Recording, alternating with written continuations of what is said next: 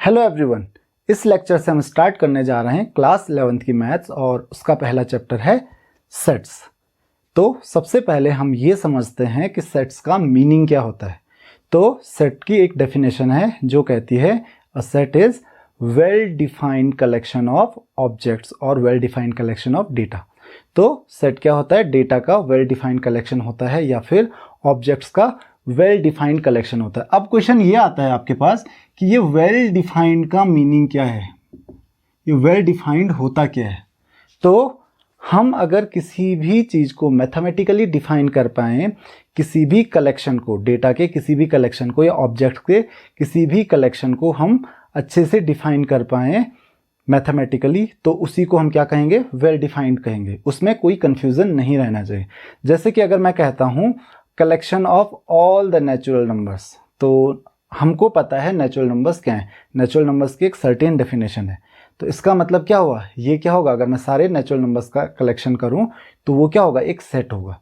लेकिन अगर मैं कहूं कि the set of 5 most dangerous animals in the world, अब ये मोस्ट डेंजरस एनिमल्स मैं किस क्राइटेरिया पे बोलूँगा? क्राइटेरिया क्या होगा? किस हिसाब से बोलूँगा कि कौन सा एनिमल डेंजरस है और कौन सा नहीं है? हो सकता है जो एनिमल मुझे डेंजरस लगता हो वो आपको नहीं लगता हो, या किसी और को वो डेंजरस नहीं लगता हो। या फिर collection of 10 most intelligent people of the world. अब ये पूरे वर्ल्ड में 10 मोस्ट इंटेलिजेंट लोगों की बात हो रही है। तो अब ये इंटेलिजेंस, ये भी मैथमेटिकली हम डिफाइन नहीं कर सकते हैं। हो सकता है जो पर्सन मुझे इंटेलिजेंट लगता है वो किसी और को नहीं लगता है। और ऐसा क्यों हो रहा है? क्योंकि ये वेल डिफाइंड नहीं है। अगर ये वेल डिफाइंड होता तो सबको पता होता कि 10 मोस्ट इंटेलिजेंट लोग कौन हैं। लेकिन अगर हम इनकी लिस्ट बनाएं तो ये लिस्ट क्या बनेंगी? अलग अलग बनेंगी। और वो क्यों बनेंगी? क्योंकि ये वेल डिफाइंड नहीं है। अगर ये वेल डिफाइंड होता तो सबकी लिस्ट सेम होती। अगर मैं आपको कहूँ set of 10 first even natural numbers, तो अगर मैं बोलूँ फर्स्ट 10 इवन नंबर्स का आप सेट बनाइए या फर्स्ट 10 इवन नंबर्स का आप कलेक्शन कीजिए, तो उसमें कौन कौन से नंबर्स आएंगे? तो आपको पता है 2, 4, 6, 8, 10, 12, देन 14, 16, 18 और 20, यही नंबर्स आएंगे।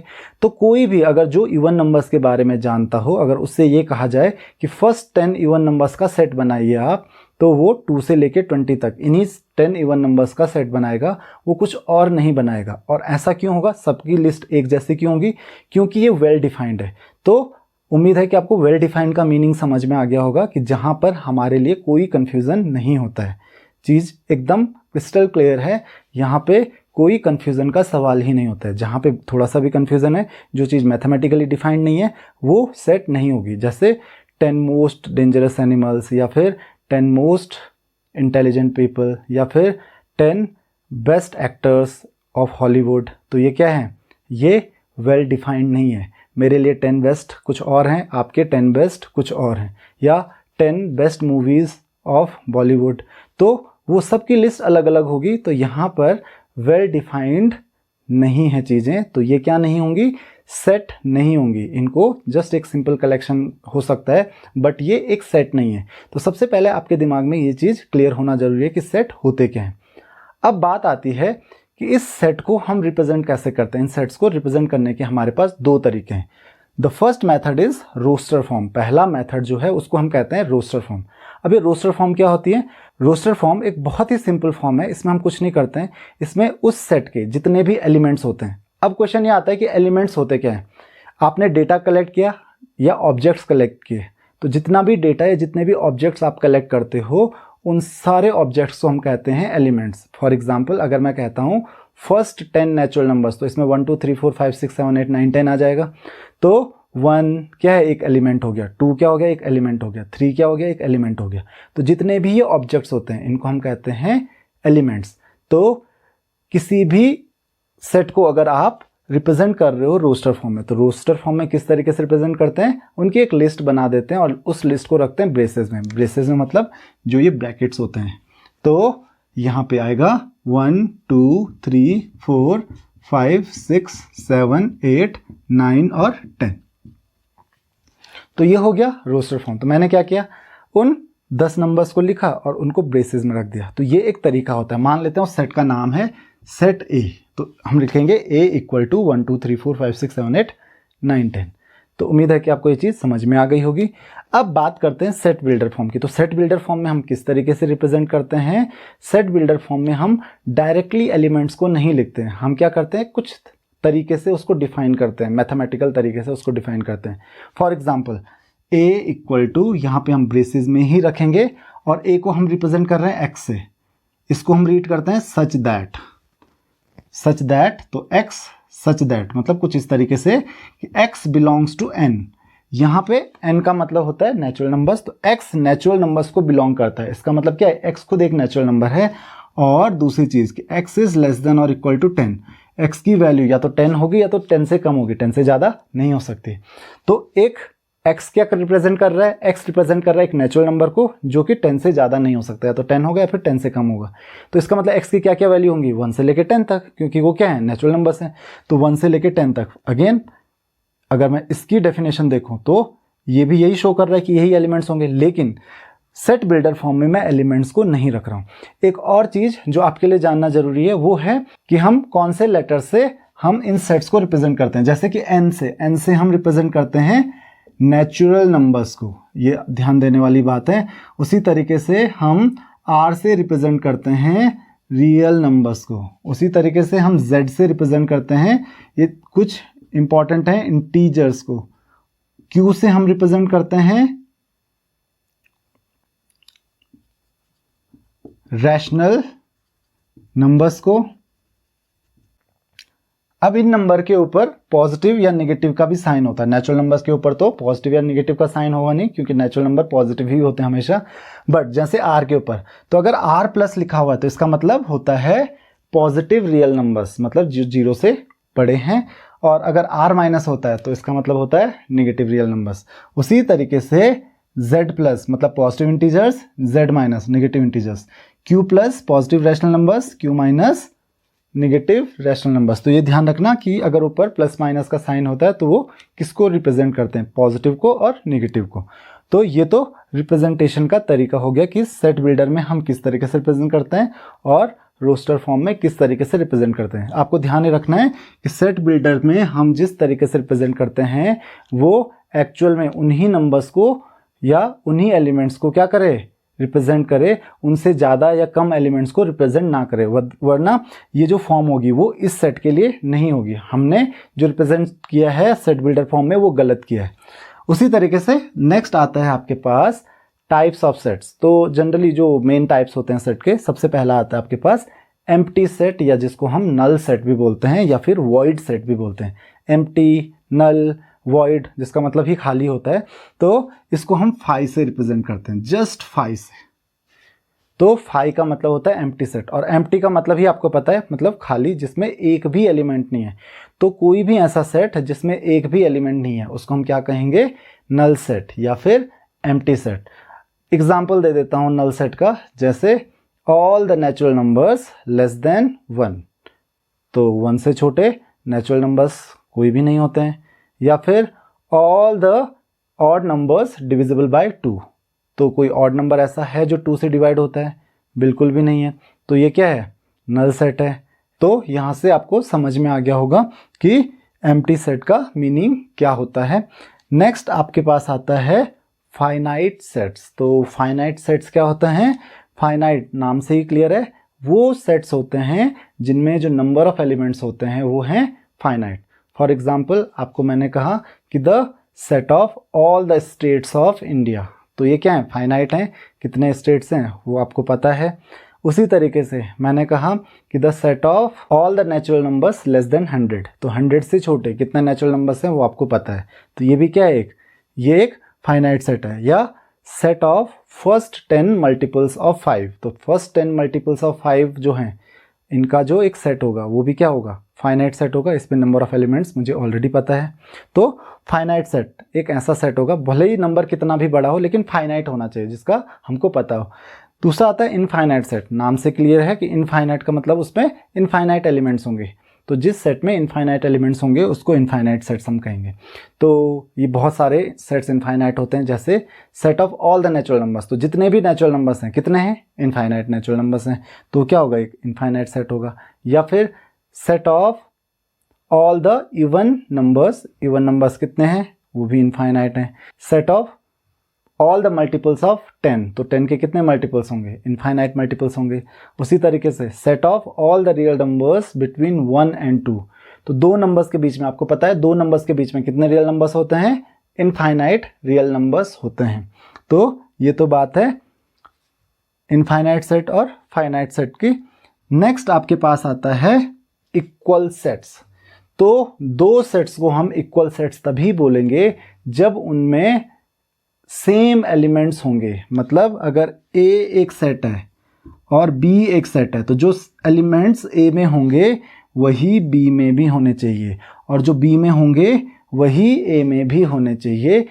ए और बी में किसी से ज़्यादा या कम एलिमेंट्स नहीं होने चाहिए और एग्जैक्ट सेम एलिमेंट होने चाहिए।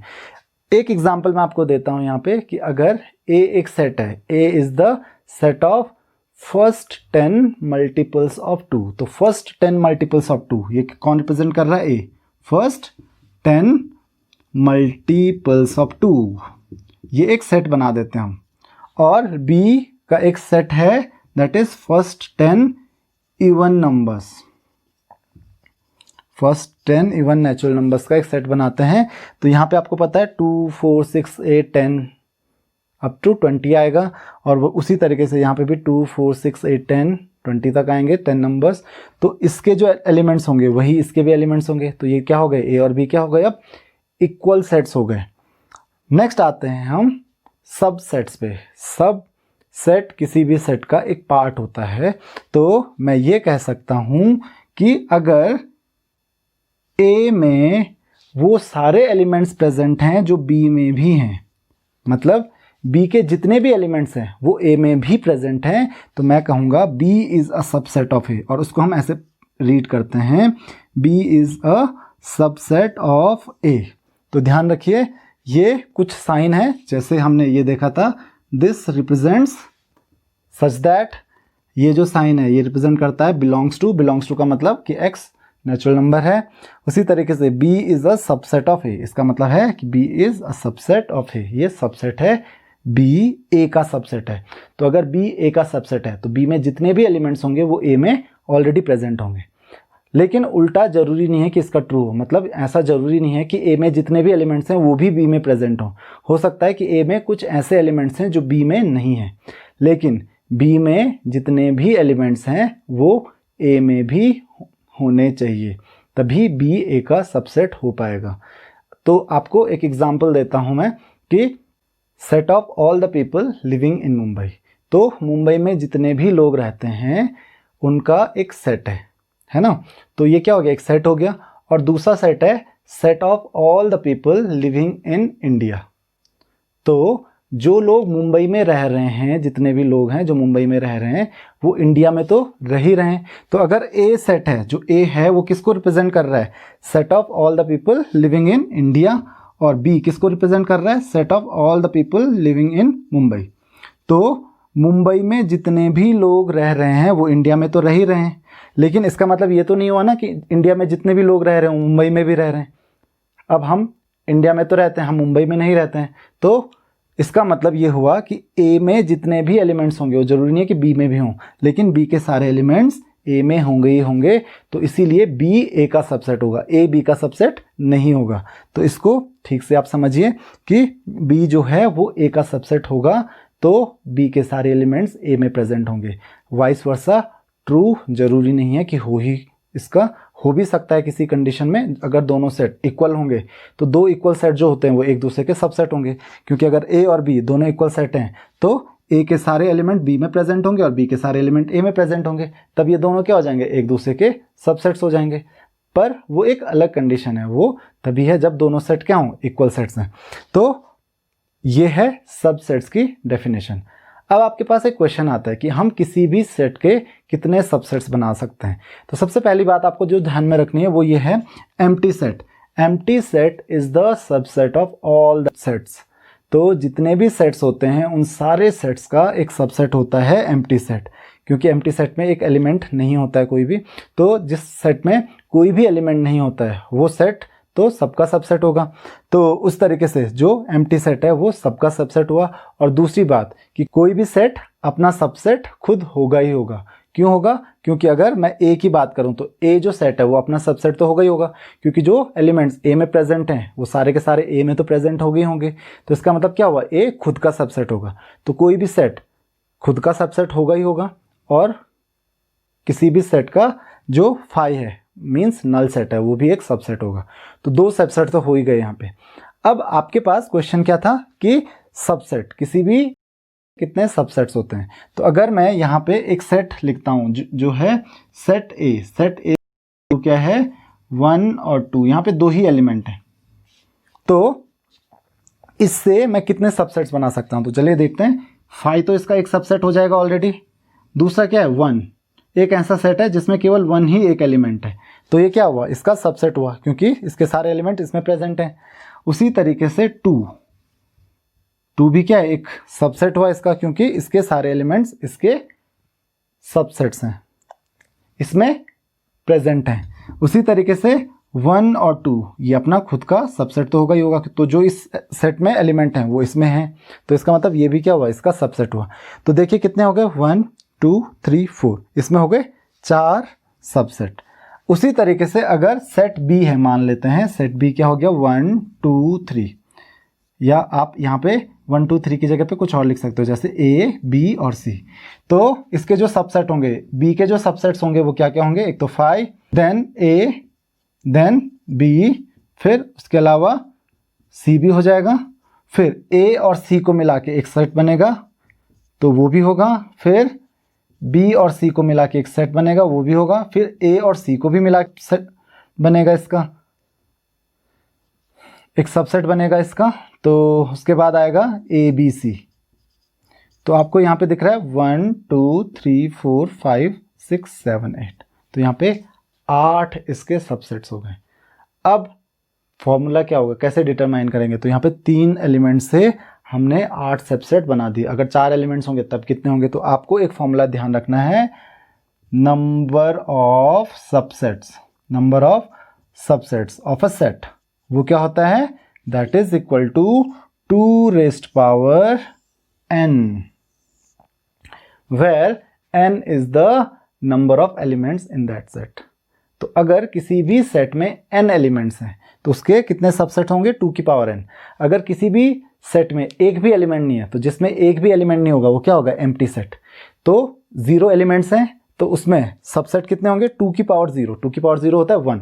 तो नंबर ऑफ सबसेट्स कितने होंगे? 1।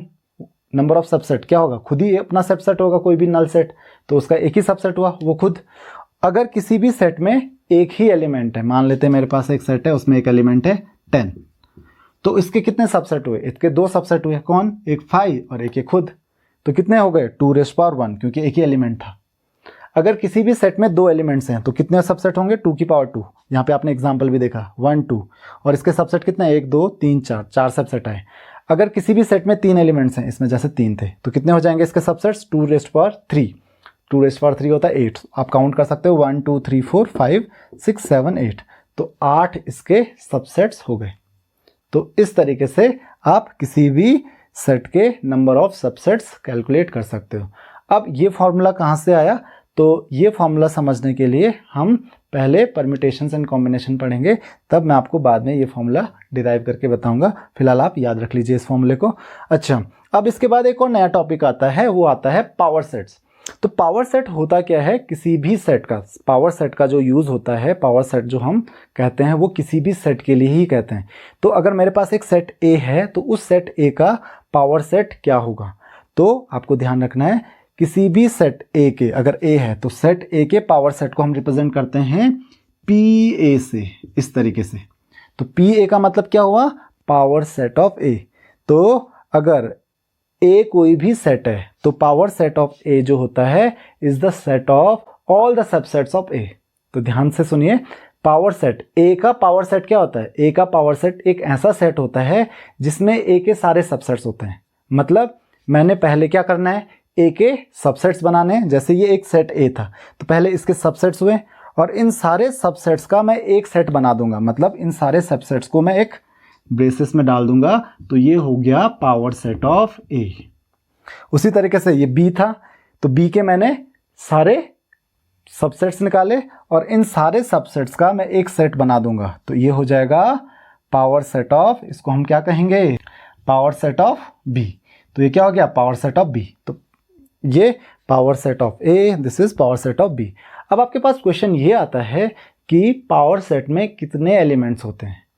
तो पावर सेट कौन से एलिमेंट्स का सेट होता है, पावर सेट होता है किसी भी सेट के सारे सबसेट्स का एक सेट। मतलब किसी भी सेट के जो भी सबसेट्स होते हैं वो क्या हो गए, पावर सेट के लिए एलिमेंट्स हो गए। मतलब ये 5 जो है ये क्या है, इस पावर सेट का एक एलिमेंट है, ये इस पावर सेट का एक एलिमेंट है, ये इस पावर सेट का एक एलिमेंट है, ये इस पावर सेट का एक एलिमेंट है। ये आप दो एलिमेंट्स मत समझिए, ये इस पावर सेट का पूरा एक एलिमेंट है। मतलब जो सेट्स थे, मतलब क्योंकि सबसेट भी खुद एक सेट होता है, तो जितने भी सबसेट्स हैं ये सारे सबसेट्स पावर सेट के एलिमेंट्स हैं। और आपको पता है किसी भी सेट के कितने सबसेट्स होते हैं, 2 रेज़्ड पावर n। तो number of elements in power set, तो पावर सेट में कितने एलिमेंट होंगे, तो जितने उसके सबसेट होंगे, क्योंकि जो सबसेट होंगे वही तो एलिमेंट्स होते हैं पावर सेट के, तो that is 2 raised power n। तो ये भी आपको ध्यान रखना है कि अगर उस सेट में n एलिमेंट्स हैं तो यहाँ पे कितने थे, यहाँ पे 2 एलिमेंट्स थे तो 2 रेज़्ड पावर 2, 4 आ गया। यहाँ पे 3 एलिमेंट्स थे, 2 रेज़्ड पावर 3, तो 2 रेज़्ड पावर 3 एलिमेंट्स हो गए। अब आपको ध्यान रखना कि 5 को आप ऐसे रिप्रेजेंट करते हो, ना कि ऐसे। अब अगर मैं 5 को ऐसे रिप्रेजेंट करूं और 5 को ऐसे रिप्रेजेंट करूं, इन दोनों में क्या डिफरेंस है, क्योंकि इन दोनों में बहुत ही बड़ा डिफरेंस है, तो आपको ये डिफरेंस समझना होगा। 5 क्या है, एक सेट है जो किसको रिप्रेजेंट करता है, एम्प्टी सेट को, नल सेट को। तो 5 किसको रिप्रेजेंट करता है, नल सेट। तो अगर आप 5 लिखते हो, 5 का मतलब होता है एम्प्टी सेट या फिर नल सेट। लेकिन अगर आप ऐसे में 5 लिखते हो तो इसका मतलब हुआ, क्योंकि आप ब्रेसेस में जब किसी भी चीज को रखते हो तो क्या बन जाते हैं, एलिमेंट्स बन जाते हैं। तो आपने इसको 5 को ब्रेसेस में रखा हुआ है। इसका मतलब क्या हुआ कि ये एक ऐसा सेट है जिसका एक एलिमेंट है, कौन, 5। तो 5 एक सेट का एलिमेंट है, मतलब जो एम्प्टी सेट है वो खुद किसी सेट का एक एलिमेंट है। तब इसको मैं एम्प्टी सेट नहीं बोलूंगा, इसको मैं क्या बोलूंगा, इसको एक ऐसा सेट बोलूंगा जिसमें एम्प्टी सेट क्या है, एक एलिमेंट है। तो इसीलिए आप ध्यान रखिए, यहां पे भी मैंने 5 को ब्रेसेस में नहीं रखा। ये सेट क्या है, खुद पावर सेट के एलिमेंट्स हैं, ये भी पावर सेट का एलिमेंट है, ये भी पावर सेट का एलिमेंट है। लेकिन 5 को मैं ऐसे ब्रेसेस में नहीं रख सकता, क्योंकि 5 क्या है, खुद ऐसे में ही सेट को रिप्रेजेंट करता है। तो आपको इस चीज का ध्यान रखना है। दूसरी चीज कि अगर यहाँ पे बिलोंग्स टू का और सबसेट का कभी भी आपके दिमाग में कोई कंफ्यूजन आता है, तो ध्यान रखिए किसी भी सेट का जो सबसेट होता है वो खुद एक सेट होता है, और बिलोंग्स टू की हम बात करते हैं तो किसी भी सेट को अगर बिलोंग करने की बात आती है तो वो एलिमेंट्स के लिए होती है। मतलब यहाँ पे जो ये ए या स्मॉल बी या सी है, ए बी सी, ये सारे क्या हैं, इस बी सेट के एलिमेंट्स हैं। तो मैं ऐसे बोल सकता हूँ ए बिलोंग्स टू बी, या फिर बी बिलोंग्स टू बी, या फिर सी बिलोंग्स टू बी, ये कह सकता हूँ। लेकिन मैं ये नहीं कह सकता हूँ A is a subset of B, ये गलत हो जाएगा। क्यों गलत हो जाएगा, क्योंकि ए एलिमेंट है और एलिमेंट सेट का सबसेट नहीं हो सकता है। तो इसीलिए किसी भी सेट का सबसेट होने के लिए एक सेट होना जरूरी है, सबसेट खुद एक सेट होता है। तो ये क्या है, गलत है। हाँ, अगर मैं ऐसे बोलूं दिस इज, क्योंकि ये अब सबसेट है, अब ये एक सेट को रिप्रेजेंट कर रहा है जिसमें एक एलिमेंट है। तो अब एक ऐसा सेट जिसका एक एलिमेंट ए है वो क्या होगा, इसका सबसेट होगा। क्यों, क्योंकि अगर किसी भी सेट में ये ए एक एलिमेंट है, या फिर बी एक एलिमेंट है, या फिर सी एक एलिमेंट है, वो क्या होंगे, बी के सारे सबसेट से होंगे। तो अब ये इसका एक सबसेट हो गया। तो अब आप कह सकते हो ए इज सबसेट ऑफ बी। यहां पे आप कह सकते हो कि 5 इज सबसेट ऑफ बी। 5 क्या है, बी का सबसेट है। लेकिन आप ये नहीं कह सकते हो कि 5 this is subset of B. ये क्या हो जाएगा, अब गलत हो जाएगा, क्योंकि 5 का मतलब क्या है, नल सेट। तो आपके लिए सेट एक बहुत ही इंपॉर्टेंट चैप्टर है, क्योंकि अगर आपको सेट्स अच्छे से समझ में आएगा तभी आप रिलेशन एंड फंक्शन समझ सकते हैं, और जब आप रिलेशन एंड फंक्शन समझेंगे तभी आप हायर लेवल मैथमेटिक्स को समझ पाएंगे। तो इसीलिए सेट एक बहुत इंपॉर्टेंट चैप्टर हो जाता है। हाँ, ये बहुत इजी चैप्टर भी है। तो इस लेक्चर में इतना ही। अगले लेक्चर में हम डिस्कस करेंगे सेट्स के कुछ ऑपरेशंस को। अगर आपको किसी भी टॉपिक में कोई भी डाउट है तो आप मुझे कमेंट बॉक्स में क्वेश्चंस पूछ सकते हैं। Thank you very much. अगर आपको ये वीडियो अच्छा लगा तो वीडियो को लाइक करें और ऐसे ही और वीडियोस देखने के लिए चैनल को सब्सक्राइब करें।